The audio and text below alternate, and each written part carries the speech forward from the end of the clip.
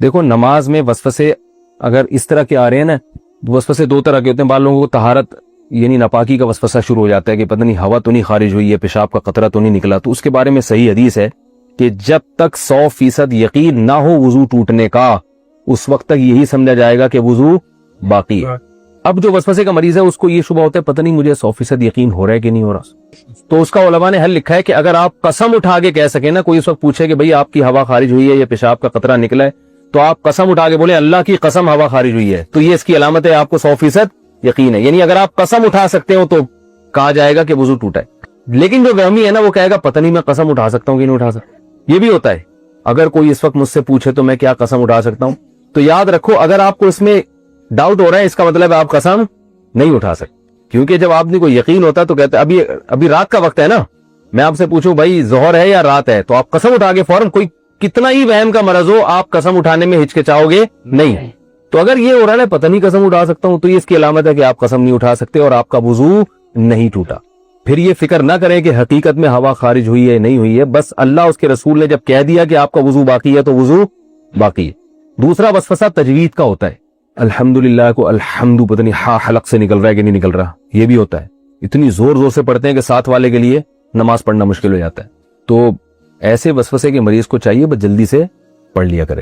کسی نے بڑا اچھا ملفوظ بھیجا حضرت ڈاکٹر عبدالحی رحمۃ اللہ علیہ کا، کہ ان کے پاس ایک شخص آیا اور کہنے لگا میرے تو سجدے ہی بیکار ہیں، میری تو نماز ہی بیکار ہے، نماز میں دل ہی نہیں لگتا اور وسوسے آتے ہیں، پتہ نہیں کہاں توجہ ہوتی ہے، ایسی نماز کا کیا فائدہ، ایسے سجدوں کا کیا فائدہ. انہوں نے کہا یہ جو تم عجیب سی اور عجیب سے سجدے کر رہے ہو جس میں تمہیں وسوسے آ رہے ہیں، کیا یہ سجدہ مجھے کر سکتے ہو ایسا سجدہ؟ انہوں نے کہا نہیں یہ تو نہیں کر سکتے. کتنی کیا پیاری دلیل دی. انہوں نے کہا اس کا مطلب ہے کہ یہ وہی سجدہ ہے جو صرف کس کے سامنے ہوگا؟ اللہ کے سامنے. اس کا مطلب یہ قبول ہو رہا ہے، تبھی یہ کسی اور کے سامنے نہیں ہو سکتا. تو وہم کے مریض کو چاہیے بھائی، اسی طرح جن لوگوں کا نماز میں دل نہیں لگتا، خیالات آ رہے ہیں، بھائی ہے تو نماز نا، یہی خیالات والی نماز آپ کسی اور کے سامنے کھڑے ہو کر کبھی نہیں پڑھو گے، یہ اللہ ہی کے لیے. تو یہ اس سے میں نے یہ سنا، مجھے اتنا فائدہ ہوا، میں نے کہا دیکھو یار کتنی حوصلے کی بات کر لی انہوں نے. بھائی ٹوٹی پھوٹی لنگڑی لولی نماز ہے تو اللہ کے لیے نا، باقی ظاہر ہے دن بھر محنت مزدوری کریں گے تو خیالات تو آئیں گے. خیال تو ایسی چیز ہے جتنا بغاؤ اور آئے گا. وہ لطیفہ سنا ہے کتے والا؟ وہ ایک پیر صاحب نے کسی کو، جعلی پیر تھے نا تو یہ تعویذ گنڈوں کا کام بہت کرتے ہیں، تو انہوں نے کسی کو تعویذ دیا اور 50-60 ہزار روپے اس تعویذ کی قیمت لی. اس دیہاتی کو کہا کہ یہ تعویذ ہے 50-60 ہزار روپے کا ہے، اور اب ان کو پتا تھا اثر ورثہ تو کچھ ہوگا نہیں تو پیسے یہ مانگنے آ جائے گا. تو انہوں نے اس گنوار کو، دیہاتی کو کہا یہ تعویذ جب اثر کرے گا، جب گھر میں جب تم داخل ہونا اس تعویذ کو لے کے، تو کالے کتے کا تصور دماغ میں نہیں ہونا چاہیے. اب آپ بتاؤ کون گھر میں داخل ہوتا ہے تو کالے کتے کا تصور ہوتا ہے؟ کسی کے بھی نہیں ہوتا. انہوں نے بولا جب گھر میں آؤ گے تو کالا کتا نہیں ہونا چاہیے. اب وہ کہہ رہے یار 50 ہزار روپے خرچ ہو گئے اور اگر کالا کتا دماغ میں آ گیا تو سارا تعویذ ضائع. اب وہ بار بار کہہ رہے یار یہ کالا کتا نکلے کسی طریقے سے، چھٹک رہا ہے یوں کر کے کالا کتا. وہ جتنا نکالو گے اتنا ہی دماغ میں آ رہا ہے. اب گھر کی دہلیز پہ پہنچ گیا تو یوں کر کے کتا نکال رہا ہے اور آ بھی کالا ہی رہا ہے. ذرا کم وقت ایک تو آ بھی کتا رہا ہے اور اوپر سے کالا ہی آ رہا ہے. بھائی 3 دن تک یہ کرتا رہا ہے، گھر میں داخل ہی نہیں ہو رہا، بچوں کو باہر نکال دیا، کھانا ادھر ہی دو مجھے، جب کتا نکلے گا تو گھر میں داخل ہوں گا میں.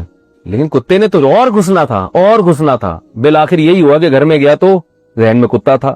بعد میں آیا وہ اپنے جعلی پیر سے کہنے لگا یہ اثر ہی نہیں ہو رہا ہے. میں دیکھا مجھے تو پتا چل جاتا ہے تمہارے ذہن میں کتا تھا، اور عقیدت ہوگی کہ ایک تو ان کو پتہ بھی چل گیا. تو وسوسہ ایسی چیز ہے جتنا نکالو گے اتنا ہی آئے گا. اس لیے حکیم الامہ حضرت مولانا شرف علی تھانوی رحمہ اللہ نے لکھا ہے کہ وسوسے کا حل یہ ہے کہ نہ نکالو نہ خود سے سوچو. جو خود سے آ رہا ہے آنے دو. اللہ جب اسی وسوسے کے ساتھ نماز قبول کر رہا ہے تو ٹھیک ہے. اور وضو کے بارے میں سوچو ہی نہیں، 3 دفعہ منہ دھو، اس کے بعد سوچو ہی نہیں یہاں سے خوش یہاں سے کچھ. وہمی کے مریض ہیں ان کا کبھی بھی وضو نہیں ہو سکتا. ان کو آپ تالاب میں ڈبو کے نکالیں گے نا 6 دفعہ پھر بھی نہیں ہوگا ان کا وضو. تو یہ بہت بڑی بیماری ہے.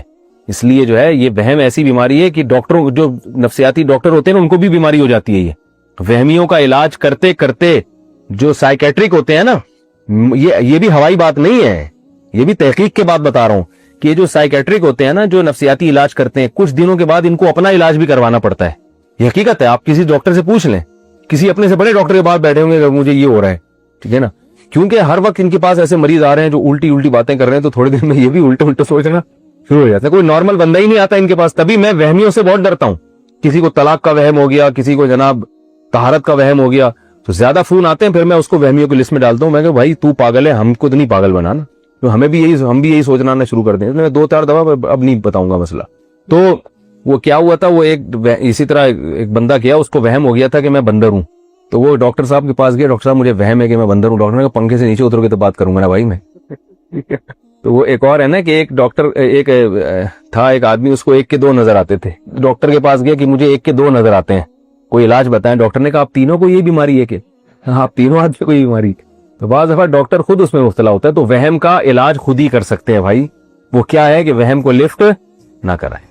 انسان کے اندر ایک فالٹ ہے جس کو میں اپنی زبان میں کہتا ہوں مینوفیکچرنگ فالٹ ہے. یہ جب پیدا ہوا تو اس کے اندر یہ فالٹ موجود تھا. وہ فالٹ کیا ہے؟ ان الانسان خلق ہلوعا اذا مسہ الشر جزوعا. جلد باز ہے, تھوڑی سی ٹینشن پہ بے صبرا ہو جاتا ہے, آپے سے باہر ہو جاتا ہے, صبر نہیں ہو پاتا اس. تو اللہ نے, یہ تو میں کئی بار بیان کر چکا ہوں نا, بے صبری کی مختلف مثالیں. ہم لوگ یہ سمجھتے ہیں کہ یہ جو غیر مسلم لوگ ہیں نا, یہ بہت صبر ہے ان میں بالکل بھی صبر نہیں ہے. ان کے وہ حالات ہو نا جو ہمارے حالات ہیں, تو پھر تو آپ دیکھو یہ ساری حدود توڑ دے. یہ صبر کا پتہ اس سے تھوڑی چلتا ہے کہ آپ جتنی بجلی استعمال کرتے ہیں اتنا بل آ رہا ہے. اس سے کیا صبر کا پتہ چلے؟ صبر کا پتہ اس سے چلتا ہے کہ بجلی استعمال ہوئی نہیں ہے, بل ڈبل آ رہا ہے آپ کا. کنڈا پڑوسیوں نے لگایا ہوا ہے, جرمانہ کون بھر رہا ہے؟ آپ بھر رہے ہیں. آپ ٹیکس پورا دے رہے ہیں لیکن سڑکیں نہیں بن رہی, پھر پتہ چلے گا صبر. آپ بیگم کے حقوق پورے ادا کر رہے ہیں لیکن وہ آپ کی بات نہیں مان رہی. عورت آپ کے ساتھ بالکل ٹھیک ہے لیکن آپ کا سلوک اس کے ساتھ ٹھیک نہیں ہے. آپ صحت کا پورا خیال رکھ رہے ہیں لیکن گورنمنٹ ہی آپ کو صاف پانی نہیں دے رہی. وہ پانی بوائل کر کے بھی جراثیم مر نہیں رہے. اتنے پاورفل جراثیم ہیں کہ بوائل کر کے بھی وہ مر نہیں رہے. آپ کو دودھ خالص نہ مل رہا ہو, ہر جگہ کرپشن ہو. بہرحال اب میں کیا اس پہ بیان کروں. تو ایسے موقع پہ پھر ہے جب اذا مسہ الشر, اللہ کہتے ہیں جب اس کو شر پہنچتا ہے. یہ تھوڑی اللہ نے کہا جب خوشیاں پہنچتی ہیں تو صبر کرتا ہے. تو انگریزوں کو کوئی ٹینشنیں ہیں؟ بولو, ٹینشن ہی نہیں ہے سرے سے. سب سے بڑی ٹینشن انسان کے لیے بے روزگاری ہے. مرد کے لیے سب سے بڑی ٹینشن مرد کے لیے کیا ہے؟ بے روزگار, جاب لیس. گوروں میں یہ بھی ٹینشن نہیں. جاب لیس کے زیادہ مزے ہوتے ہیں. تبھی پاکستانی وہاں جا کے شو ہی نہیں کرتے کہ ہماری جاب ہے, چھپ چھپ کے جاب کر رہے ہوتے ہیں. کیونکہ اگر انہوں نے بتا دیا ہماری جاب ہے تو جو بینیفٹس ہمیں مل رہے ہیں وہ ہمیں نہیں ملیں. سمجھتے ہو کہ نہیں سمجھتے؟ تو اذا مسہ الشر جزوعا, اللہ فرماتے ہیں انسان جلد باز ہے جب اسے کوئی مصیبت پہنچتی ہے آپے سے باہر. دیکھو میں بار بار ڈپریشن پہ, اسٹریس پہ بیان کیوں کرتا ہوں. آپ بھی کہو کہ یار مفتی صاحب یہ آپ کا ٹاپک نہیں ہے, یہ تو ڈاکٹروں کا ٹاپک ہے یار. اس کے لیے جاتے ہیں نا لوگ, بنتے ہیں نا, کیا خیال ہے, وہ ڈاکٹر بنتے ہیں, نفسیاتی ڈاکٹر کو سائیکیٹرسٹ بنتے ہیں, سائیکولوجسٹ بنتے ہیں. یہ آپ کا ٹاپک تھوڑی ہے. اگر آپ نے اسی ٹاپک کو بار بار چھیڑنا ہے تو آپ بھی کوئی ڈگری شگری لے لو. کیا خیال ہے کہ آپ کیوں ہر دوا بیان میں بیٹھ کے یہ بہت زیادہ ہوتا ہے. میرے بیان 3 موضوعات پر بہت ہوتے ہیں. سب سے زیادہ حاملوں کے خلاف, جو خواتین کے بنیان سون کے بتاتے ہیں کہ اس پہ جن ہے یا چڑیل. اور آج کل وہ عامل میرے خلاف بہت زیادہ ہوئے ہیں, تو کفر کے فتوے لگا رہے ہیں. ایک عامل ہے ہر ہفتے میرے خلاف جمعے میں بیان کر رہا ہے یہ کافر ہے, اس کے پیچھے نماز جائز نہیں ہے. تو مجھے لوگ کہتے ہیں آپ اس کا نام لے کے بتائیں کہ یہ غلط کر رہا ہے. نام لینے کی ضرورت نہیں ہے کیونکہ وہ بنیان سونگ کے عورتوں کو بتاتا ہے کہ تم پہ جن ہے یا چڑیل ہے. تو جس بیچاروں کا یہ اسٹیٹس ہو, جس کا یہ اسٹیٹس ہو, اور لوگ اپنی عورتوں کے بنیان ان کو لے جا کے سنگھا رہے ہوں, تو اس کے فتوے کی کیا ویلیو ہے. اور جو مفتی ہوتا ہے اس کے فتوے کی ویلیو ہوتی ہے نا. بنیان سونگنے والے مفتی تھوڑی ہوتے ہیں بھائی. دھوبی بھی نا بنیان نہیں سونگے گا. آپ کسی دھوبی کو دو نا بنیان, دو سونگ کے دیکھو کتنا گندا ہے, وہ کہے گا کیوں سونگوں میں تیرا بنیان, اپنی بدبو مجھے کیوں سونگا رہا ہے. اور یہ عامل جو مفتی کہلاتے ہیں یہ بنیان اور پجامے سونگ رہے ہوتے ہیں. تو سونگنے والوں پر بھی لعنت اور جو سنگانے والے ہیں ان پر بھی لعنت. وہ اگر میرے خلاف فتویٰ دیں کہ یہ کافر ہو گیا, ایک ہے عامل بہت آج کل میرے خلاف بہت اچھل رہا ہے, تو مجھے کہہ رہے ہیں ہر جمعے میں آپ کے خلاف نام لے کے بولتا ہے یہ کافر ہے, اس کا نکاح دوبارہ ہوگا. کیوں, میں 4 دفعہ کر چکا ہوں. میں آسان ہے کیونکہ تجدید نکاح میں دوبارہ مہر بھی ہوتا ہے, پھر پیسے بھجوا دے, میں احتیاطاً کر لیتا ہوں. تو فری پھوکٹ میں مشورے دیے جا رہا ہے کہ اس کا نکاح بھی دوبارہ ہوگا اور جو ہے اس کے پیچھے نماز بھی جائز نہیں ہے. کل بھی مجھے کسی نے بتایا بھائی ہر ہفتے آپ کے خلاف بیان کر رہے ہیں اور ہم بھی سن کے آئے, ہم بھی آپ کچھ لگام دیں. میں نے کہا کیا لگام؟ میں نے کہا اتنا کافی ہے کسی انسان کے ذلیل ہونے کے لیے کہ وہ عورتوں کے بنیان سونگتا ہے, یہ کافی. تو یہ سارے عامل سونگ رہے ہوتے ہیں, جو نہیں سونگتے وہ پھر کچھ اور کر رہے ہوتے ہیں. تو خیر عاملوں کے خلاف بہت زیادہ بولتا ہوں. دوسرا یہ شادیوں کا ٹاپک بہت چھیڑتا ہوں. اس کی وجہ یہ نہیں کہ مجھے شادیوں کے علاوہ کچھ نہیں آتا. اس کی وجہ یہ کہ سوسائٹی کی نیڈ ہے, ضرورت ہے. بیوہ عورتیں ہیں, طلاق یافتہ عورتیں ہیں, بھائی ان کو سنبھالو خدا کے بندو. اگر میں نے آپ کا کانسیپٹ کلیئر کرنا ہوتا نا شادیوں کے بارے میں تو میں ایک کتاب لکھ کے خاموش ہوں. کسی ڈیبیٹ میں بیٹھتا اور اسلام پر جو اعتراض ہوتے ہیں کہ 4 شادیاں کیوں اسلام نے کہی, یہ میں دلائل کی دنیا میں سمجھا کے چپ کر کے بیٹھ جاتا. میں نے جو کتاب لکھی نا اس کے شروع میں نے لکھا ہے کہ یہ کتاب یہ سمجھانے کے لیے نہیں ہے کہ 4 شادیاں کیوں ضروری ہیں, یہ کتاب لوگوں کو ابھارنے کے لیے ہے کہ کرو. موٹیویشن کے آداب یہ ہیں کہ بار بار اس بات کو دہرانا پڑتا ہے, سمجھتے ہو, اس لیے بار بار یہ ٹاپک میں چھیڑتا ہوں تو تاکہ لوگوں کو موٹیویشن ملے. دیکھو یہ بتانے کے لیے کہ نماز فرض ہے, قرآن میں ایک دفعہ آنا کافی تھا یا نہیں تھا؟ کیا خیال ہے بھائی؟ اللہ نے رمضان کے روزے فرض کیے, پورے قرآن میں ایک آیت ہے بس فرضیت سے متعلق, یا ایھا الذین آمنوا, بلکہ 2 آیتیں ہیں, کتب علیکم الصیام, اے ایمان والو تم پر روزے فرض کر دیے گئے ہیں. اور آگے اللہ نے فرمایا فمن شہید منکم الشہر, کب فرض کیے گئے ہیں, ایسا نہ ہو کہ لوگ اپنی طرف سے کوئی شوال میں فرض کر رہا ہے, کوئی ربیع الاول میں فرض کر رہا ہے. فرمایا فمن شہید منکم الشہر, جو رمضان کا مہینہ پائے گا فلیصمہ, تو اللہ نے رمضان کے روزے فرض کرنے پہ ایک آیت نازل کی, اور یہ فرضیت کب ہے اس پہ ایک آیت نازل کی کہ رمضان ہے, بس ختم. فرض روزوں کا ٹاپک کیا کر دیا قرآن نے, ختم. یہ نماز میں ایسا نہیں ہے. نماز میں اللہ نے کیا کیا بھائی, الذین یقیمون الصلاۃ, یہ لوگ نماز پڑھتے ہیں, اقیموا الصلاۃ اقیموا الصلاۃ وآتوا الزکاۃ اقیموا الصلاۃ وآتوا الزکاۃ. اتنی جگہ قرآن میں آ رہا ہے اے اللہ جیسے تو نے روزہ فرض کرنے کے لیے کتب علیکم الصیام ایک دفعہ کہہ دیا تھا تو ہماری سمجھ میں آ گیا تھا, اب تو بار بار اے اللہ اقیموا الصلاۃ کو ریپیٹ کیوں کر رہا ہے؟ اس کا اللہ نے قرآن میں جواب دیا. فرمایا روزہ اتنا مشکل نہیں ہے, وَإِنَّهَا لَكَبِيرَةٌ إِلَّا عَلَى الْخَاشِعِينَ, روزہ سال میں ایک مرتبہ آتا ہے, ہمیشہ کے لیے کھانا نہیں چھڑوایا جاتا. كَمَا كُتِبَ عَلَى الَّذِينَ مِن قَبْلِكُمْ, یہی ہے آسان یہ بیان کرنے کے لیے. پھر بیمار ہو تو روزہ چھوڑنا جائز, سفر ہو تو روزہ چھوڑنا جائز, اس میں اللہ نے رخصتیں بہت دے دی روزے میں. اور صبح صادق سے لے کے غروب آفتاب تک پوری رات کھانے کی اجازت ہے. جو خواتین کہتی ہیں نا بچوں کو دودھ پلاتی ہیں, ایکچولی اس سے ویکنیس, کمزوری, بہت آج کل یہ سیٹ اپ چل رہا ہے. تو بھائی میں ان سے کہتا ہوں غروب آفتاب سے لے کے کھانا شروع کرو. آفتاب سمجھتے ہو, آپ کا دوست آفتاب نہیں, سورج کو آفتاب کہتے ہیں, اردو بھی کمزور ہو رہی ہے نا. تو سورج غروب ہونے کے بعد سے نان اسٹاپ کھاؤ اور صبح صادق تک کھاتے رہو. نہ اللہ کی طرف سے کوئی پابندی, نہ گورنمنٹ کی طرف سے کوئی پابندی. پھر بھی کسی کو چکر آ رہے ہیں دودھ پلانے والی کو, پھر چھوڑ دے روزہ. تو روزہ ہے لیکن اتنا مشکل نہیں ہے. آپ کہہ سکتے ہو بھائی ایک روزہ رکھنا ہمارے لیے مشکل ہے, ایک نماز پڑھنا مشکل نہیں ہے. بھائی صاحب ایک نماز کی بات نہیں ہو رہی. ڈاکٹر صاحب کہتے ہیں نا, بھائی صاحب کہتے ہیں نا ڈاکٹر ذاکر نائک, بھائی صاحب ان کو خاموش کرو بھائی صاحب. تو میری زبان پہ بھی یہ بھائی صاحب کا لفظ چڑھ گیا. میں جب طلبہ کو ڈانٹ رہا تھا نا, آج بخاری کے طلبہ تھے, تو پتہ نہیں کچھ بیچ میں سے بولا تھا, میں نے کہا بھائی صاحب پہلے اس کی باری ہے, بھائی صاحب خاموش کراؤ. مجھے وہ تھوڑا اسٹائل ڈاکٹر صاحب کا پسند آیا, بھائی صاحب والا. تو ایک دفعہ نماز پڑھنے کی بات نہیں ہے, کنٹینیو نماز کو موت تک قائم رکھنا. سفر ہو, حضر ہو, بیماری ہو, شادی ہو, طلاق ہو, اللہ نہ کرے, ٹھیک ہے نا, شوہر مر جائے, شوہر نہیں مر رہا, یہ بھی بعض دفعہ ایک ٹینشن ہوتی ہے. کہ کوئی ٹینشن ہو, جہاز میں ہو, کشتی میں ہو, بیمار ہو, فالج زدہ ہو, لقوے کے مریض ہو, بھائی کچھ بھی ہے, جب تک ہوش و حواس سلامت ہیں آپ کو نماز پڑھنی ہے. اور بعض لوگوں نے ڈنڈی مار دی کہ پڑھنی ہے, چاہے ظہر میں اثر پڑھ لو, اثر میں مغرب پڑھ لو. نا نا نا نا نا نا, اللہ نے کہیں اسکالر سے ہوشیار رہنا, ان الصلاۃ کانت علی المؤمنین کتابا موقوتا, نماز مومنین پر مقررہ اوقات میں فرض ہے. اے اللہ اگر مقررہ اوقات میں فرض ہے, پھر تو بخاری مسلم میں عبداللہ بن عباس کی حدیث ہے کہ انہوں نے ظہر کو ڈیلے کیا.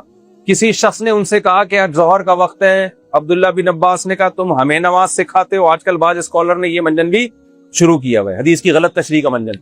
عبداللہ بن عباس نے کہا تم ہمیں نماز سکھاتے ہو. ٹھہرو, ظہر کو مؤخر کیا اور ظہر اور عصر کو ملا کے پڑھا. تو بعض لوگ کہتے ہیں بھائی کوئی پرابلم نہ بھی ہو تو بھی ظہر عصر آپ اکٹھی پڑھ سکتے ہیں. عبداللہ بن عباس کے شاگرد نے جب یہ بات کہی, انہوں نے جب یہ آگے بیان نقل کیا عبداللہ بن عباس کا, تو ان کے شاگرد سے کسی نے پوچھا کہ میرا خیال ہے کہ ظہر کو آخر وقت میں پڑھا ہوگا اور عصر کو اول وقت میں. انہوں نے فرمایا میرا بھی یہی خیال ہے. سمجھ میں نہیں آ رہی بات؟ تو ہم بھی یہی کہتے ہیں میرے بھائی, ظہر کو آخر وقت میں پڑھا اور عصر کو اول وقت میں. تو کبھی کبھار یہ ٹھیک ہے, اس میں کوئی حرج نہیں ہے. اس پر دلیل دو بھائی صاحب کہ ظہر کو عصر کے اندر پڑھا ہے, اس پر کوئی دلیل نہیں ہے, نہ بخاری میں نہ مسلم میں. اگر اس طرح سے جائز ہوتا تو یہ 2 نمازیں نہیں پھر ایک نماز ہوتی.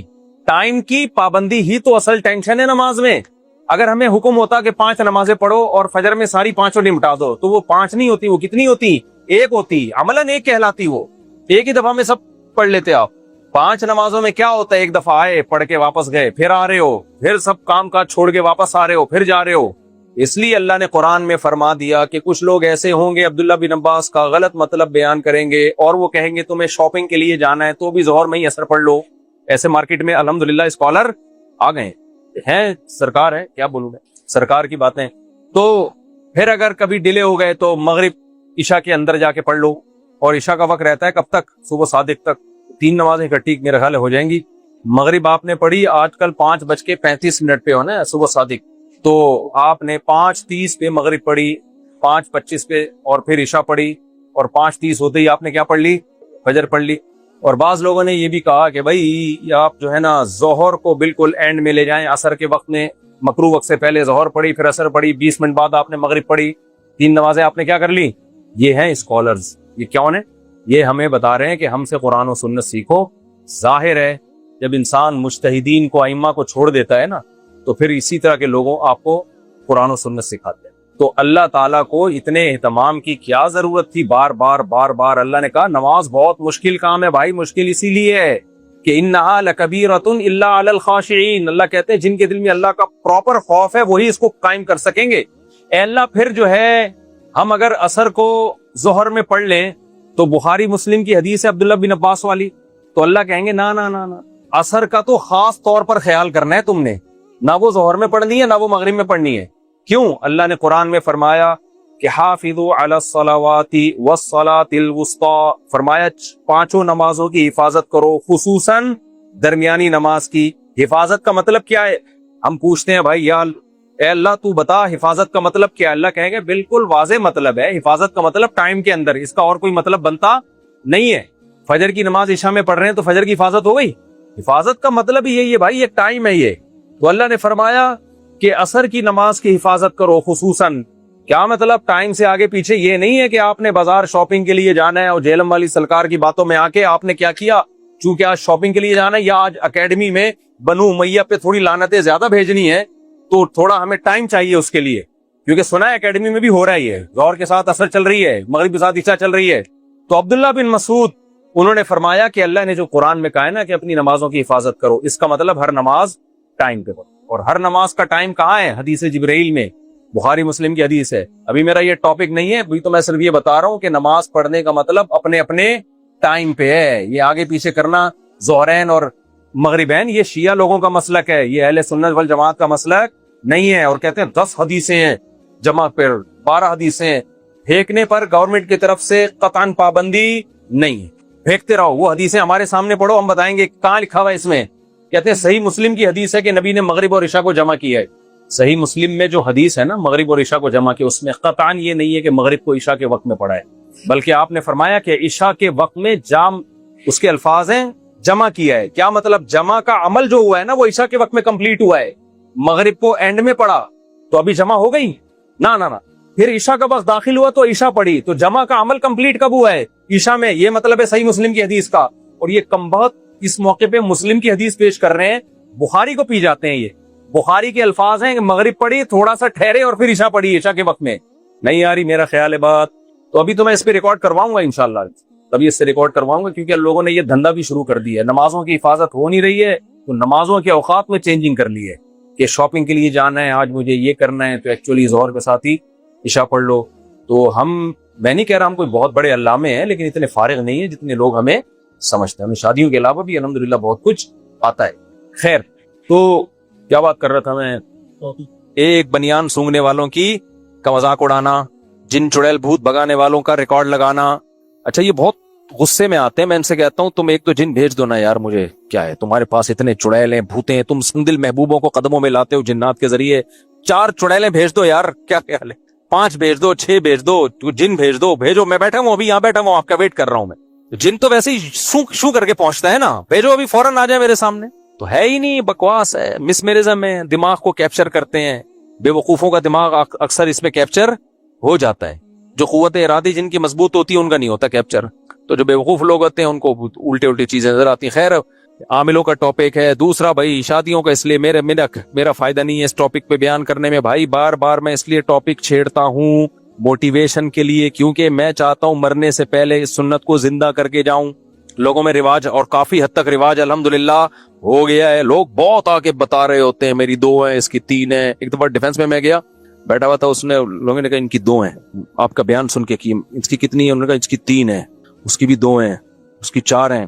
پھر کافی سارے لوگ ہو گئے نا, میں نے کہا 4 والے ہیں, پہلے یہاں بیٹھے ہیں 4 والے ترتیب سے. بھائی اب ترتیب قائم ہو چکی ہے دنیا میں, اب وہ گیا, 1 اور 2 والے برابر نہیں ہو سکتے. جب میری عادت ہے تھوڑی مزاح کی نا, تو ڈیفنس میں ہم بیٹھے ہوئے تھے, میں نے کہا 4 والے پہلے یہاں, پھر اس کے بعد 3 والے, ٹھیک ہے, اس کے بعد 2 والے. کہہ رہے یہ ہو کیا رہا ہے, میں نے کہا جو ہو رہا ہے چپ کر کے سنو. پھر میں نے کہا جو 1 والے ہیں وہ ادھر, اور کمارے جوتیوں میں بیٹھے جا کے, وہ لوگوں کے جوتے صاف کریں گے. خیر, مجھے نادرا جانا تھا کسی کام سے, نادرا کے آفس نا, تو میں تو سب گھر والوں کی پراپر میں نے ڈاکومنٹس بنوائے ہیں, FRC میں سب کا نام ڈلوایا. تو نادرا میں بیٹھا ہوا تھا, میں نے کہا اور بھی کتنے لوگ ہیں جن کے 4 رجسٹرڈ ہیں نا, 4 نکاح. کہتے ہیں ریئر, بہت ہی ریئر کیس ہے, شاید کوئی ہزاروں میں کوئی ایک ہو, یعنی جن کے 4. میں نے کہا کیا مطلب, ایسے لوگ ہی نہیں ہیں جنہوں نے 4 کی ہوئی. کہہ رہے ہیں مگر FRC میں نام نہیں ڈالتے ان کا. کہہ رہے ہیں 4 والے بھی ہیں, لیکن کمبخت ڈاکومنٹس نہیں بناتے. کہہ رہے ہمارے پاس آ کے بتا رہے ہوتے ہیں اس کے میرج سرٹیفکیٹ بنا دو, اس والی کو پتا نہ چلے, سمجھ رہے ہو, اس کا الگ بنا دو, ان دونوں کو پتا نہ چلے. اب خواتین ڈر جائیں گی ہمارے میاں نے پتہ نہیں شاید ایسے ہی نہ کی ہوئی ہوں.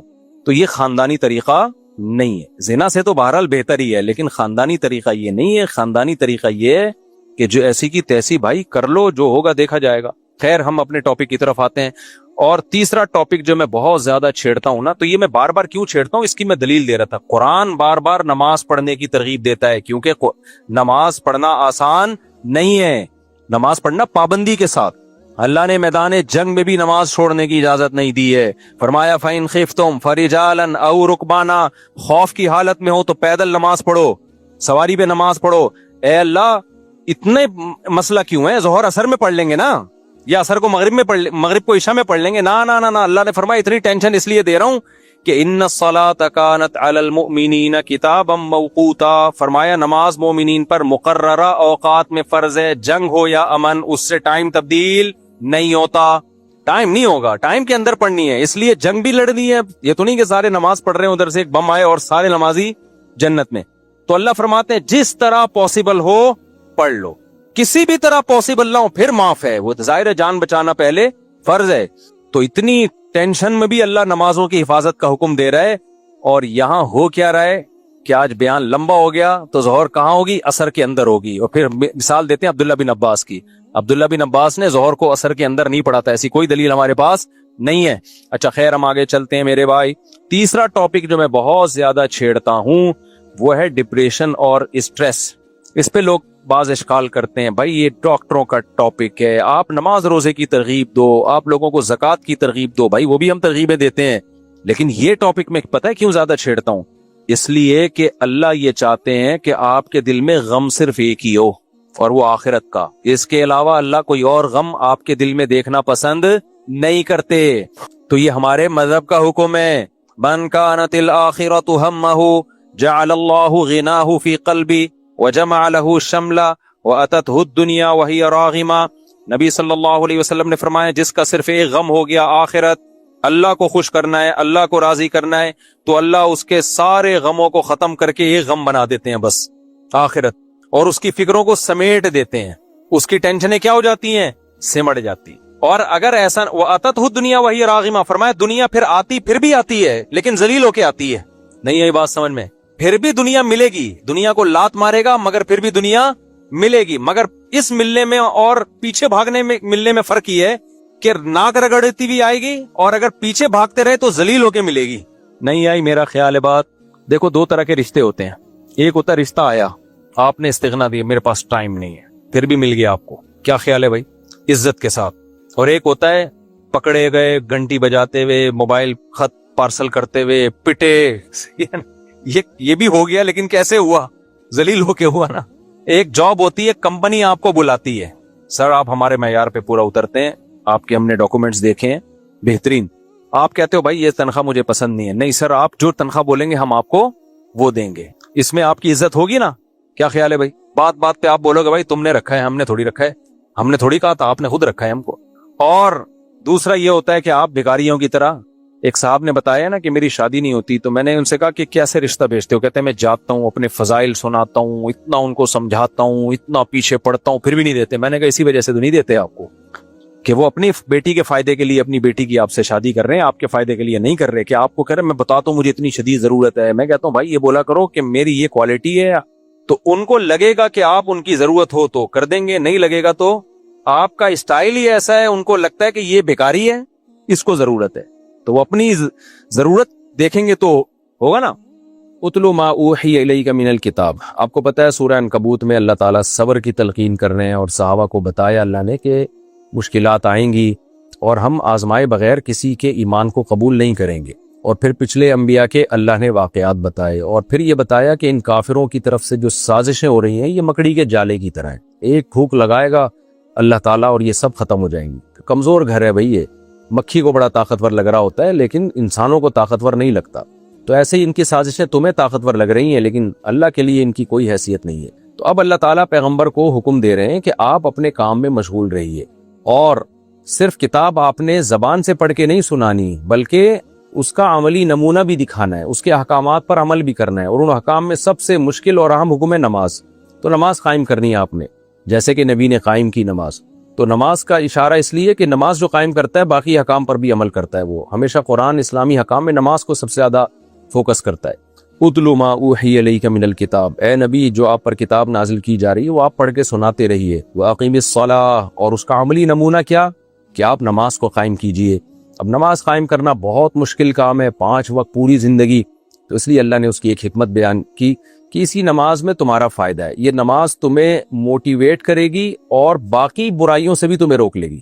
یعنی نماز اگر 5 وقت قائم کر لو گے تو اسلام کے باقی حکام پر بھی تم عمل کر لو گے, اس لیے کہ باقی حکام میں 2 طرح کے حکام, ایک بے حیائی, بد نظری, زنا, جو شہوت پرستی ہے یہ ہے, اور باقی دیگر منکرات ہیں.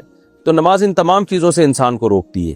فرمایا ان الصلاۃ تنہا, نماز روکتی ہے عن الفحشاء والمنکر, بے حیائی سے اور برے کاموں سے. یہاں وہی مشہور اشکال ہے کہ بھئی بہت سے لوگ نمازی ہو کے بھی زانی ہیں, بے حیائی کے مرتکب ہیں, اور چور بھی ہے, اچکے بھی ہیں, نماز کے ٹائم پہ نماز بھی پڑھ لیتے ہیں. دیکھیں اس کی مثال ایسے ہے جیسے کوئی ڈاکٹر یا حکیم آپ کو یہ دوا دے کہ یہ طاقت کی دوا ہے, اسے کھانے سے طاقت آئے گی. تو اب ہر ایک کو نہیں ملتی طاقت. وجہ اس کی ہے کہ بعض لوگ وہ طاقت کی چیز تو کھا رہے ہوتے ہیں لیکن اپنے آپ کو کمزور کرنے کی بھی بہت ساری چیزیں استعمال کر رہے ہوتے ہیں. مثال کے طور پر آپ نے طاقت کے کیپسول کھانا شروع کیے, ادھر سے ساتھ ساتھ آپ ہیروئن بھی پی رہے ہیں, تو آپ کہہ رہے ہیں ڈاکٹر نے تو کہا تھا اس سے طاقت آئی تھی, طاقت تو نہیں آ رہی. تو بھائی طاقت نہیں آ رہی لیکن آپ اپنے آپ کو کمزور کرنے والی چیزیں بھی تو کھا رہے ہو نا. اب ایک آدمی نماز پڑھتا ہے لیکن بے حیائی سے نہیں بچ رہا, اس لیے کہ سارا دن سینما گھر کے باہر بیٹھا رہتا ہے, وہ سارا دن موبائل پہ دیکھتا ہی فوس چیزیں ہیں, تو وہ سب چیزیں اس کو زنا پہ ابھارتی ہیں. تو آپ ایک سبب تو اختیار کر رہے ہو بے حیائی سے روکنے کا, لیکن بے حیائی کی طرف لے جانے والے بیسیوں اسباب آپ اختیار کر رہے ہو, تو پلڑا اس سبب کا غالب ہوگا جو زیادہ طاقتور ہے. تو ایسے شخص کو کبھی یہ نہیں کہا جائے گا کہ ایسی نماز کا کیا فائدہ, نماز پڑھ کے بھی تم چوریاں نہیں چھوڑ رہے اور بے حیائی کا ارتکاب کر رہے ہو, بلکہ ایسے شخص کو کہا جائے گا بھائی اگر تو نے نماز چھوڑ دی نا تو اس سے بھی بڑا بے حیا بن جائے گا, اس سے بھی بڑا چور بن جائے گا. تو جو بھی یہ کہا کرے نا کہ وہ نماز پڑھ کے بھی چوری کر رہا ہے تو نماز کا کیا فائدہ, نماز پڑھ کے بھی بے حیائی کر رہا ہے تو نماز کا کیا فائدہ, تو فوراً یہ جواب دیا کرے نماز کا تو فائدہ ہے ہی. تو اگر یہ نماز چھوڑ دے گا نا تو اس سے بھی بڑا بے حیا بن جائے گا, اس سے بھی بڑا چور بن جائے گا, کیونکہ تھوڑا بہت اس کو جو آگے جانے سے روکا ہے وہ نماز نہیں روکا ہے. تو اگر یہ جو ہے بے حیائی سے بچنے کے اسباب اختیار کرتا تو نماز کا پھر پورا اثر ہوتا ہے اس کے اوپر, نماز اس کو مکمل بے حیائی سے اور برے کاموں سے روک لیتی. آگے اللہ فرماتے ہیں وَلَذِكْرُ اللَّهِ أَكْبَرُ, اور اللہ کا ذکر تو بہت بڑی چیز ہے, سب سے بڑی چیز ہے. کیا مطلب, اور کوئی نماز میں حکمت ہو یا نہ ہو, یہ کم حکمت ہے کہ اس سے انسان اللہ کو یاد کر لیتا ہے, اللہ کا نام لے لیتا ہے, رکوع کر لیتا ہے, سجدہ کر لیتا ہے. تو یہ اللہ کا ذکر سب سے بڑی چیز ہے, اور اقیم الصلاۃ لذکری دوسرے مقام پہ آتا ہے سورہ طٰہٰ میں کہ نماز قائم ہی میری یاد کے لیے کی جاتی ہے. تو اللہ کی یاد بذات خود ایک ایسی چیز ہے کہ نماز کا اور کوئی فائدہ ہو یا نہ ہو، یہ بڑا فائدہ ہے کہ آپ اس بہانے اللہ کو یاد کر لیتے ہیں. واللہ یعلم ما تصنعون، اور جو اعمال تم کر رہے ہو اللہ خوب جانتا ہے. آگے اللہ تعالیٰ اہل کتاب سے بات چیت کا کیسے کی جائے اس کا حکم دے رہے ہیں کہ مشرکین کی طرف سے صبح و شام عذاب میں پڑتے تھے، صحابہ کرام کو بڑی تکلیفیں اٹھانی پڑتی تھیں، اور وہ تھے بالکل جاہل لوگ، آسمانی کتابوں کا ان کے پاس علم ہی نہیں تھا.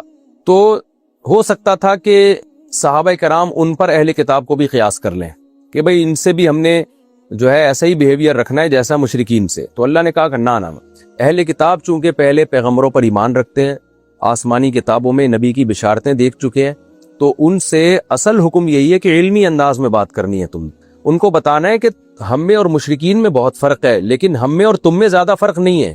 تم بھی بت پرستی کے خلاف، ہم بھی بت پرستی کے خلاف. تم بھی جنت جہنم کو مانتے ہو، ہم بھی مانتے ہیں. مشرکین مکہ میں سے بہت سے تو ایسے تھے جو جنت جہنم کو ہی نہیں مانتے تھے، آخرت کو مانتے ہی نہیں تھے، اور بہت سے ایسے تھے جو مشرک نہیں تھے بلکہ ملحد تھے، خدا کے منکر تھے. تو اہل کتاب تو آدم علیہ السلام کو بھی مانتے ہیں، ابراہیم علیہ السلام کو بھی مانتے ہیں، آسمانی کتابوں کے سلسلے کو بھی مانتے ہیں، یہودی موسیٰ علیہ السلام کو بھی مانتے ہیں، وہی واقعات جو قرآن بیان کر رہے ہیں ان کو یہودی بھی مانتے ہیں، عیسائی حضرت عیسیٰ کو مانتے ہیں، ان کے معجزوں کو بھی مانتے ہیں، انجیل کو بھی مانتے ہیں، اور نماز کو بھی مانتے ہیں، روزے کو بھی مانتے ہیں، زکوٰۃ کو بھی مانتے ہیں، ماں باپ کے ساتھ حسن سلوک کو بھی مانتے ہیں. سود تمام تینوں مذاہب میں حرام ہے، زنا سب مذاہب میں حرام ہے، اور جھوٹ بولنا، امانتوں میں خیانت کرنا، خیانت کا برا سمجھنا، یہ ساری چیزیں سب مذہبوں میں کامن ہے. جہاد ان کے ہاں بھی مشروع تھا، ہمارے ہاں بھی مشروع ہے. تو اس لیے اہل کتاب کے ساتھ بحث کا وہ انداز نہیں ہونا چاہیے جو مشرکین کے ساتھ. ان میں بہت سے منصف مزاج ایسے ہیں کہ ان سے اگر علمی انداز میں بات ہو اور ان کو بتایا جائے بھی ہمارے تمہارے درمیان زیادہ فرق نہیں ہے، بہت ساری چیزیں کامن ہے، تھوڑا سا فرق ہے، وہ بھی حقیقت میں نہیں ہے. اس لیے نہیں ہے کہ توحید کے مسئلے پر ہم اور تمہارا اختلاف ہے. تم عیسیٰ کو اللہ کا بیٹا کہتے ہو، ہم کہتے ہیں وہ اللہ کے بیٹے نہیں پیغمبر ہیں. تو یہ بھی حقیقت میں فرق نہیں ہے، اس لیے کہ ہمارا اور تمہارا الہ تمہاری کتابوں سے پتہ چلتا ہے ایک اللہ ہی ہے. تو ہم تمہیں کہہ رہے ہیں اپنی کتابوں سے توحید کا عقیدہ پڑھ لو. تمہاری کتابوں میں لکھا ہے کہ عیسیٰ اللہ کے بیٹے، اس معنی میں جس معنی میں تم لیتے ہو اس معنی میں اللہ کے بیٹے نہیں ہیں عیسیٰ علیہ السلام. تو یہ مضمون تمہاری کتابوں، تو ہم تمہاری کتابوں کے مخالف نہیں ہیں، ہم تمہاری کتابوں کے حامی ہیں. اصل میں تم اپنی کتابوں کے مخالف ہو، تم نہیں مانتے اپنی کتابوں کو. یہ بالکل ایسے جیسے کوئی کسی کو بزرگ مانتا ہو. یا اور آسان مثال ہے، جیسے ہمارے حنفیوں میں بہت سے لوگ ایسے ہیں جو بدعتوں کو لا رہے ہیں اور کہتے ہیں کہ بھئی ایک طرف کہتے ہیں امام ابو حنیفہ کے فالوورز ہیں اور ایسی ایسی بدعتیں لا کے فقہ حنفی میں شامل کر لیں. تو ہم ان کو کیا کہتے ہیں؟ بھائی جو تم جن کا نام لیتے ہو کہتے ہیں ہم ان کو فالو کرتے ہیں، وہ خود ان بدعتوں کے خلاف تھے. یا آج جو ایک تصور ہے بدعتیوں میں بزرگوں کا کہ بھئی داتا دربار کے مزار پہ جانا اور فلانے کے مزار پہ جانا، ہم کہتے ہیں بھائی یہ جو بزرگان دین تھے یہ خود مزاروں کے خلاف تھے. تو اگر تم ان کو فالو کرتے ہو تو ہم بھی ان کو فالو کرتے ہیں. تو فالو کرنے کا طریقہ یہ ہے کہ مزاروں پہ مت جاؤ تم، یعنی عبادت کے لیے، طواف کے لیے، یا وہاں دھمال کے لیے، یا وہاں میلے ٹھیلے لگانے کے لیے مت جاؤ وہاں پر. تو یہی انداز اللہ تعالیٰ اختیار کرتے ہیں کہ اہل علم سے تم اس طرح سے بات کرو. وہ کیا ہے؟ وَلَا تُجَادِلُوا أَهْلَ الْكِتَابِ، اہل کتاب سے بحث مت کرو، إِلَّا بِالَّتِي، مگر اس طریقے کے ساتھ ہی احسن جو سب سے زیادہ بہتر ہو. یعنی جتنے بھی غیر مسلموں سے جب تمہیں ڈیبیٹ ہو تو ان میں سب سے زیادہ شائستہ انداز بات چیت کا یہود و نصارہ کے ساتھ ہونا چاہیے. إِلَّا الَّذِينَ ظَلَمُوا مِنْهُمْ، ان میں جو ظالم ہیں، ہٹ درم ہے، ضدی ہیں. تو پھر ظاہر ہے جزاء سیئۃ سیئۃ بمثلھا. قرآن میں ایک اور قاعدہ بیان کیا، جو برائی کا بدلہ اسی قدر برائی ہے. یعنی تم سے بدتمیزی پیش آتا ہے اور طنز طانے کرتا ہے تو جواب میں تم بھی اسی قدر اسی انداز سے جواب دے سکتے ہو. جیسے اس کی مثال ہے حضرت حسان ابن ثابت. جب مشرکین نبی کی حجف کیا کرتے تھے تو حضرت حسان بن ثابت مشرکین کی حجف کرتے تھے. جیسے کوئی غیر مسلم آپ کو آ کے جو ہے نا گالیاں دے رہا ہو، بے غیرتی کی باتیں کر رہا ہو، تو آپ کیا کہیں گے اس کو؟ جواب میں غصے میں آ کے آپ کہیں گے یار ہمیں بے غیرتی کی تم تعلیمات دے رہے ہو، تم اپنے یہاں تو غیرت کا نظام دیکھو، تمہارے یہاں تو کچھ غیرت ہی نہیں ہے. اس بات سے اس کو غصہ تو آئے گا لیکن آپ ایسی بات میں مجبور ہو. تو اصل حکم یہاں بھی یہی ہے کہ صبر کیا جائے، لیکن اگر کوئی برائی کا بدلہ اسی قدر برائی سے دیتا ہے تو پھر اللہ نے اس کی اجازت دی. تو اللہ نے فرمایا اہل کتاب میں جو ہٹ دھرم ضدی ہیں تو ان کا معاملہ تو الگ ہے، لیکن عام جو اہل کتاب ہیں ان سے تم نے بہت ہی اچھے انداز سے بحث کرنی ہے. وہ اچھا انداز کیا ہے آگے اللہ نے بیان کر دیا. یہ ایسے ہی جیسے سورہ آل عمران میں ہے کہ تعالوا الی کلمۃ سواء بیننا وبینکم، آؤ ایسی بات کی طرف جو ہمارے تمہارے درمیان مشترک ہے۔ تو وہ کیا بات ہے؟ قولوا آمنا بالذی انزل الینا، آپ کہہ دو بھائی ہم اس کتاب پر ایمان لائے جو ہماری طرف نازل کی گئی، وانزل الیکم، اور جو تمہاری طرف نازل کی گئی۔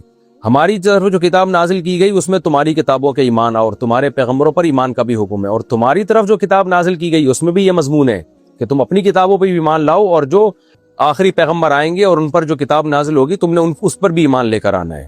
تو یہ ہمارے درمیان اور تمہارے درمیان یہ چیزیں کامن ہے۔ وَإِلَٰهُنَا وَإِلَٰهُكُمْ وَاحِدٌ، ہمارا اور تمہارا الہ ایک خدا ہے، تم بھی مشرکین کی طرح ہزاروں خداؤں کے ماننے والے نہیں ہو، توحید کے قائل ہو، تو ہم بھی توحید کے قائل ہیں۔ وَنَحْنُ لَهُ مُسْلِمُونَ، اور ہم اسی کے فرمانبردار بھی ہیں۔ یہاں کہ تم گڑبڑ کر رہے ہو، مانتے ہوئے کہ ایک اللہ ہے، ہم صرف اسی اللہ کے آگے تسلیم کرتے ہیں، جبکہ تم عیسیٰ ابن مریم سے بھی دعائیں مانگنا شروع کر دیتے ہو۔ پھر یہود بھی یہ گڑبڑ کرتے ہیں، کسی نے عزیر علیہ السلام کو اللہ کا بیٹا کہہ دیا، کسی نے کیا کیا کہ بھائی انجیل جس کی خوشخبریاں تورات میں ہیں اس کا انکار کرنا شروع کر دیا۔ تو اللہ کے مکمل فرمانبردار نہیں بنتے، تو مکمل فرمانبردار بن جاؤ نا۔ اللہ نے جس کتاب کو اپنی کتاب کہہ دیا اس کو مان لو، جو توحید کے احکام دیے اس کو فالو کر لو۔ آگے اللہ فرماتے ہیں وَكَذَلِكَ أَنزَلْنَا إِلَيْكَ الْكِتَابَ، اسی طرح ہم نے آپ پر بھی کتاب نازل کر دی۔ یعنی یہ جو یہود و نصارہ بار بار کہہ رہے ہیں محمد صلی اللہ علیہ وسلم کو کتاب کیسے مل گئی، تو بھائی تم نے، یہ کوئی اچھمبے کی بات تو نہیں ہے نا۔ موسیٰ کو کتاب مل سکتی ہے، عیسیٰ کو کتاب مل سکتی ہے، وہ پیغمبر بن کے آ سکتے ہیں، داؤد پیغمبر بن کے آ سکتے ہیں، سلیمان پیغمبر بن کے آ سکتے ہیں، جن کو تم سب مانتے ہو۔ تو اس میں کیا اچھمبے کی بات ہے کہ محمد صلی اللہ علیہ وسلم پیغمبر بن کے آ گئے؟ ہاں یہ الگ بات ہے کہ اگر تمہارا ختم نبوت کا دعویٰ ہوتا پھر یہ اچھمبے کی بات ہوتی۔ تو یہود و نصارہ کا تو یہ دعویٰ ہی نہیں تھا کہ عیسیٰ علیہ السلام یا موسیٰ علیہ السلام آخری نبی ہیں۔ یہی وجہ ہے کہ دیکھیں جب نبی صلی اللہ علیہ وسلم نے نبوت کا دعویٰ کیا نا، کسی یہودی عیسائی نے یہ نہیں کہا کہ عیسیٰ آخری نبی تھے، اب کوئی نبی نہیں آ سکتا۔ جیسے مرزا غلام احمد نے جب نبوت کا دعویٰ کیا تو ساری دنیا کے سارے علماء کی زبان پہ ایک ہی لفظ تھا کہ محمد صلی اللہ علیہ وسلم آخری نبی ہے، لا نبی بعد، آپ کے بعد کوئی نبی نہیں۔ تو اب یہ بحث ہی ختم ہو گئی ہے نبوت کی۔ لیکن عیسیٰ علیہ السلام، موسیٰ علیہ السلام کے بعد تو بحث ختم نہیں ہوئی تھی، بہت سارے پیغمبر آئے۔ اسی وجہ سے عیسائیوں نے یہ دعویٰ بھی نہیں کیا کہ عیسیٰ آخری نبی ہے، یعنی اس دور میں یہ نہیں کہا کہ عیسیٰ آخری نبی ہے، آپ کے بعد نبی نہیں آ سکتا، بلکہ تفتیش کرتے تھے کہ یہ پیغمبر برحق ہیں یا نہیں۔ جو منصف مزاج تھے وہ ایمان لے آئے، جو منصف مزاج تھے انہوں نے یہ نہیں کہا کہ عیسیٰ آخری نبی ہے، بلکہ انہوں نے یہ دعویٰ کیا کہ معاذ اللہ محمد صلی اللہ علیہ وسلم نبی نہیں۔ تو اس لیے قرآن کہہ رہا ہے کہ جیسے پہلے پیغمبروں پر کتاب نازل ہوئی، اے نبی آپ پر بھی کتاب نازل ہو گئی، تو اس میں کون سی اچھمبے کی بات ہے؟ یہی وجہ ہے کہ فالذین آتیناہم الکتاب، جن کو ہم نے کتاب دی ہے یہود و نصارہ کو، جو ان میں منصف مزاج ہیں، یہی جنہوں نے کتاب کو حقیقی معنوں میں لیا ہے، یؤمنون بہ، وہ اس پر ایمان لاتے ہیں، جس کی بہت ساری مثالیں عبداللہ بن سلام اور ان کے علاوہ درجنوں لوگ مسلمان ہوئے جنہوں نے یہودیت اور عیسائیت کو چھوڑا، اور نجاشی بھی ان لوگوں میں داخل ہے، اور نجاشی کے دربار میں جتنے لوگ تھے سارے اہل کتاب تھے، سبھی ایمان لے کر آئے۔ وَمِنْ هَٰؤُلَاءِ، اللہ فرماتے ہیں اور ان میں سے بھی، یعنی یہ ہؤلاء کا مطلب یہ جو مشرکین ہیں، ان میں سے بھی کچھ ایسے لوگ ہیں جو ایمان لے آتے ہیں، لیکن اتنی بات ضرور ہے کہ چاہے مشرک یا اہل کتاب جو نہیں لے کر آتے وہ ضدی کافر ہے۔ وَمَا يَجْحَدُ بِآيَاتِنَا إِلَّا الْكَافِرُونَ، ہماری آیات کا انکار نہیں کرتے مگر ضدی کافر۔ ضدی کیوں کہا اس کا میں نے ترجمے میں اس کو ایکسپلین کر دیا ہے۔ وَمَا كُنْتَ تَتْلُو مِن قَبْلِهِ مِن کتاب، اب اللہ ایک اشکال کا جواب دے رہے ہیں کہ کیسے تم یہ مان لیتے ہو کہ پیغمبر خود یہ قرآن گھڑ رہے ہیں؟ یہ کام وہ کرتا ہے جو پہلے سے لکھنا پڑھنا جانتا ہے۔ آپ کو پتا ہے ایک دم ایک آدمی اٹھ کے ایک بہترین کتاب لکھ دے تو لوگ کہیں گے یار اس نے پہلے کیا لکھا تھا؟ تو پہلے کہیں اخباروں میں تھوڑا بہت لکھنا سیکھا ہوتا ہے، جلسوں میں تقریریں کرنا سیکھی ہوتی ہیں، اس کے بعد کوئی خطیب بنتا ہے، پہلے دن سے تھوڑی کوئی بن جاتا ہے۔ تو اللہ کہہ رہے ہیں 40 دن ان کے مکہ میں گزرے ہیں اور اس کے بعد مدینہ میں بھی۔ تم نے دیکھا کہ انہوں نے کبھی کوئی کتاب نہیں پڑھی، کبھی نہیں دیکھا ہوگا یہ اسٹڈی کر رہے ہو، مطالعہ کر رہے ہو کسی کتاب کا۔ وما تخطہ بیمینک، اور کسی کتاب کو ان کے ہاتھ نے لکھا بھی نہیں ہے، کبھی نہیں دیکھا ہوگا ایک لائن بھی انہوں نے اپنے ہاتھ سے لکھی ہو۔ تو پھر اچانک ایسی زبردست کتاب جس میں موسیٰ کا واقعہ اتنی بلاغت کے ساتھ، عیسیٰ علیہ السلام کا واقعہ، سورہ مریم، سورہ طٰہٰ، سورہ کہف، اور اس کے مضمون اتنے بہترین، آخرت کی باتیں اور ان کے دلائل، یہ کیسے ممکن ہے بھائی کہ یہ خود بخود یہ سارے کام انہوں نے کر لیے ہوں؟ وما كنت تتلو من قبله من کتاب، اے نبی آپ نے ان سے پہلے نہ کوئی کتاب پڑھی ہے، ولا تخطه بیمینک، اور نہ کسی کتاب کو آپ نے دائیں ہاتھ نے لکھا ہے۔ دائیں ہاتھ کا تذکرہ اس لیے کہ کتابیں یا تحریریں دائیں سے لکھی جاتی ہیں، مطلب یہ نہیں کہ بائیں سے لکھا ہے۔ اذا لارتاب المبطلون، اگر ایسا ہوتا تو پھر یہ باطل لوگ شک کرتے۔ اب تو شک کی کوئی گنجائش ہی نہیں ہے ان کے پاس۔ بل هو آیات بینات، بلکہ شک کی بات نہیں، بلکہ اصل بات یہ ہے کہ یہ آیات ہیں بینات، واضح دلائل ہیں، یعنی قرآن صرف ایک دلیل نہیں ہے نبی کی صداقت پہ، ہر آیت مستقل دلیل ہے نبی کی صداقت پہ، اور اس کے مضمون، اس کی جو اس پیش گوئیاں اور اس کے جو احکامات ہیں، کتنے پاکیزہ احکام، یہ ہر چیز مستقل دلیل ہے، یعنی بہت سارے دلائل قرآن کے اندر ہیں، لیکن ان لوگوں کی نظر میں یہ دلیل ہے جن کو علم دیا ہے اللہ نے۔ وما یجحد بآیاتنا الا الظالمون، اور ظالم لوگ ہی ہماری آیتوں کا انکار کرتے ہیں۔ اللہ کہتے ہیں اس کے باوجود یہ کیا کہتے ہیں، اتنی بڑی نشانی دیکھ کے، قرآن دیکھ کے کہتے ہیں لولا انزل علیہ آیات من ربی، اللہ کی طرف سے آیات یعنی نشانیاں نازل کیوں نہیں ہوتی؟ کیا مطلب ہمارے فرمائشی معجزات کیوں نازل نہیں ہوتے؟ اے نبی ان سے کہہ دیجئے کہ میں تو بشر ہوں، معجزے دکھانا یہ اللہ کا کام ہے، یہ اس کے پاس اختیارات ہیں۔ انما الآیات عند اللہ، وہ اللہ کے پاس ہے، جب چاہے گا دکھا دے گا۔ انما انا نذیر مبین، میں تو محض ڈرانے والا ہوں۔ اولم یکفیہم انا انزلنا علیک الکتاب یتلی علیہم، اللہ فرماتے ہیں کیا یہ کافی نہیں ہے کہ ہم نے آپ پر کتاب نازل کی جو تلاوت کر کے سنائی جاتی ہے؟ ان کی آیتیں سن کے ان کو لگتا نہیں ہے کہ یہ اللہ کا کلام ہے، یہ انسان کا کلام نہیں ہے؟ ان فی ذلک لرحمتن، اور اس کتاب میں تو رحمت ہے، وہ ذکر اور نصیحت ہے ان لوگوں کے لیے جو ایمان لاتے ہیں، ان پر رحمت ہوتی ہے، ان کو اس کو سن کے پڑھ کے سکون ملتا ہے، ان کو موٹیویشن ملتی ہے اچھے اعمال میں۔ تو یہ کتاب ہی کافی ہے، اس کے بعد الگ سے کسی معجزے کی ضرورت نہیں ہے۔